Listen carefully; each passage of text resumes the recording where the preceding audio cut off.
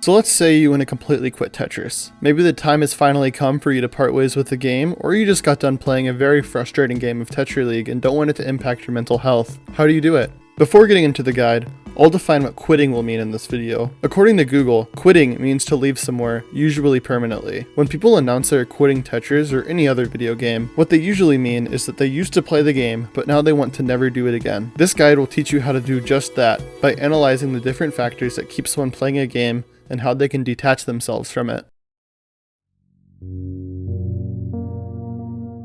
The first thing that keeps people playing Tetris is literally playing Tetris. If you care enough about the game to want to completely detach yourself from it, you probably play it a lot, so you'll need to fix that. Let's analyze some things that keep people playing the game. It could be stuff like, it kills time. It can be fun, you like improving at it, and it's something you're good at. Now that we know what keeps people playing the game, here's how to cancel these things out. For the first point, find something else to kill time with. This can be literally anything that isn't just sitting there idly doing nothing, because sitting there idly doing nothing will just likely result in you defaulting to getting on Tetris. Next, find something else that is fun. Like the last point, this can be literally anything you find fun. Most former Tetris players switch to playing another video game. If you go down the play another game route though, make sure you aren't just continuing a vicious cycle of quitting games and finding new ones. Find something else to improve fast in. Tetris isn't the only game where it's fun to improve. For me, I can find things as trivial as improving in geography quizzes to be fun.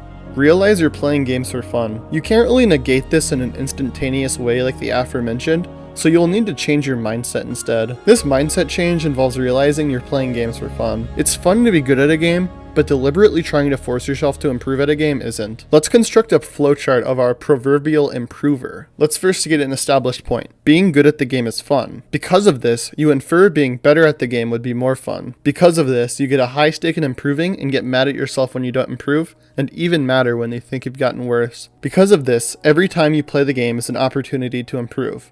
Meaning, when you play the game and don't get better, you get upset. After all this, you realize you never even had a measurement of improvement to begin with. So you start using things like single-player personal bests and in-game rating systems. These things do not accurately reflect skill. Rating systems themselves need a video of their own to fully explain. And after all this, it culminates into Tetris no longer being fun. The pain of losing outweighs the high of winning. Every game you play is stressful, and you're deathly afraid of losing your rating or having your PB beaten.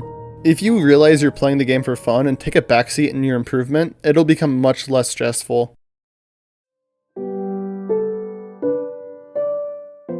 From what I've seen, Tetris players are a lot more integrated into the community than other video games. I'm not sure how this came about, but its result remains steadfast. Many Tetris players' only online friends also play Tetris. This results in a few reasons people stick around in the Tetris community. This could be things like, their only friends play the game, it's a good way to discuss the game, it's a good way to find people to play against in the game, and you get validation from the community for improving. Now, like the last grouping of points, let's analyze how to negate these things. To counter your only friends playing the game, you'll have two options here. Your first option is to make all of your friends start playing a new game or stop talking about Tetris. This is a very hard thing to do because not everyone will want to quit the game at the same time as you, but at least this approach keeps your friends with you. Your next option is to find new friends. This is the most straightforward option when distancing yourself from Tetris, but its obvious drawback is that you'll miss your friends and your friends will miss you. It is necessary to do one of these things if you want to completely quit the game though. If you hang out with people who only play Tetris while trying to stop playing yourself, you'll inevitably get dragged back in. If you're completely quitting the game, you probably are interested in discussing or finding people to play the game. So good job. You negated those two things all by yourself. Next is to find something else to validate yourself with. This is similar to the previous point and often goes part and parcel in the funness of improving. If Tetris is the only thing in your life that gives you validation,